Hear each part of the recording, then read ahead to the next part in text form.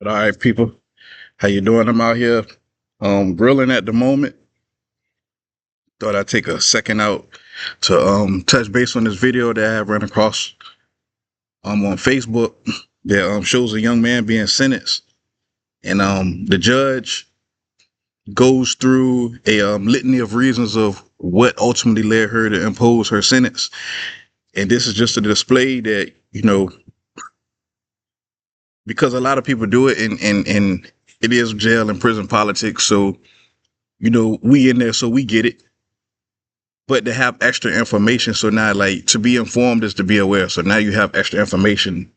Everything you're doing while you're fighting your case is ultimately going to play a part and have a decision on the ultimate outcome. So you have to really keep your nose clean while you're doing your time.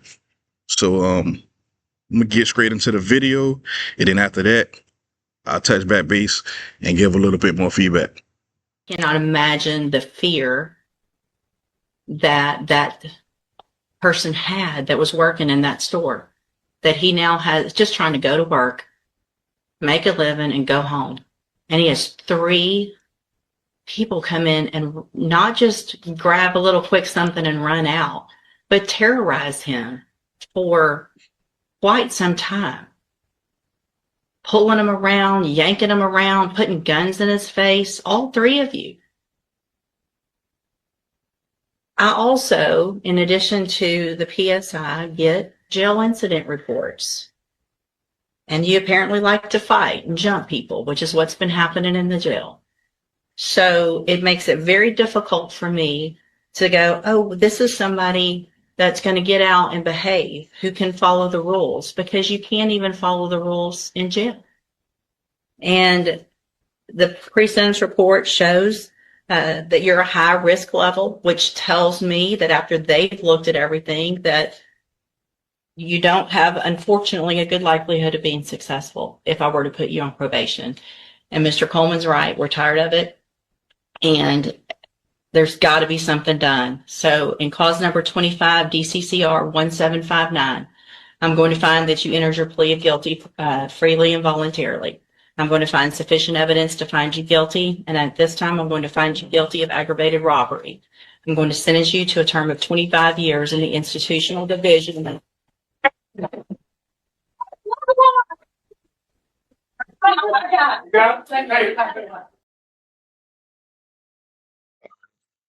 So I'm not 100% sure what state that is, but she did go into a lot about, as you heard her say, they ran a PSI on them, which is a pre-sentencing investigation, which in the state of Virginia, pre-sentencing investigation leads to a pre-sentence report, your PSR, which basically is a systemized way of determining how much time you should or should not receive for your offense that you've committed. Now, majority, I would say almost everybody within the criminal justice advocacy field within the state of Virginia is against PSRs because it's truth in sentencing, and every situation and every case is not the same. So even if I use my case, so in my specific situation, I was ultimately sentenced to 18 years in prison. I did 16 out of the 18, but I was sentenced to 18 years in prison. So the city of Portsmouth gave me 6 years, and the city of Chesapeake gave me 12. This was my first offense.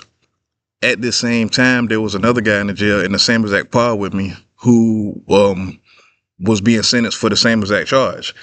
The difference was he was a repeat offender. He had literally just came home from doing 8 years for this same thing, and they gave him 15 years. He wasn't even home. I don't think he was home for 60 days before he recidivated. And he received 3 more years in prison than I did, which doesn't make sense. Mainly because of truth and sentence in the pre-sentence report. So ultimately, in my case, because I had charges within 2 different cities and jurisdictions, at the completion of my first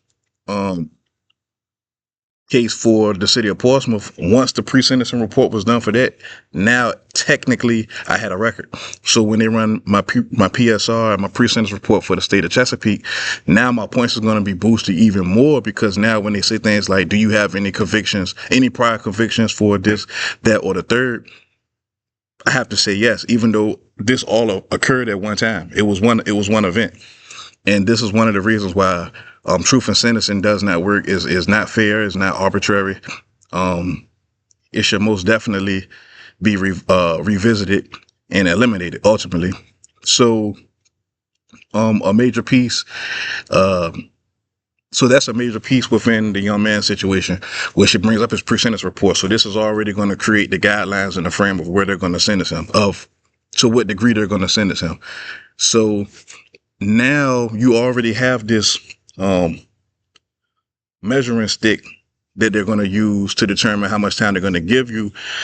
And because of his conduct within the jail, she would now be more likely to lean towards the higher end because of he's showing a history and a display of violence.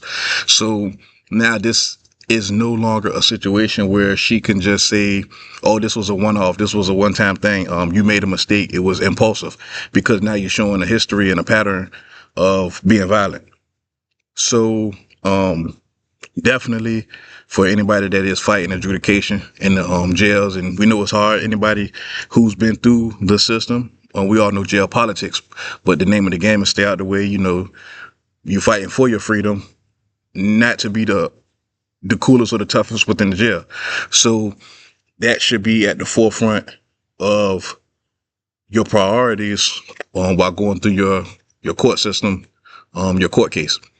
So as you've seen in his case, this ultimately played a part on where at in the measuring stick she decided to sentence him, and she gave him 25 to life. So, and it's not to say that she probably would not have done it, but she did make mention of it. So now you get to see, everything is about metrics. So it's like the Moneyball principle, which is something that Ray Dalio, who is an investor, he preaches a lot, is look at the data, see the data. So she ran his data to him. His data was, okay, all right, you did commit this offense. The act itself was heinous on how you went about it. So she could have went multiple ways about it up until his hearing by seeing what his conduct was up until that point. Okay, was this a situation where it was a group of friends who made a bad decision, and independently you would make your own decisions that would be better or good and or not. And ultimately, and sorry to say and sorry for him, he did not necessarily make the best case for himself in this situation.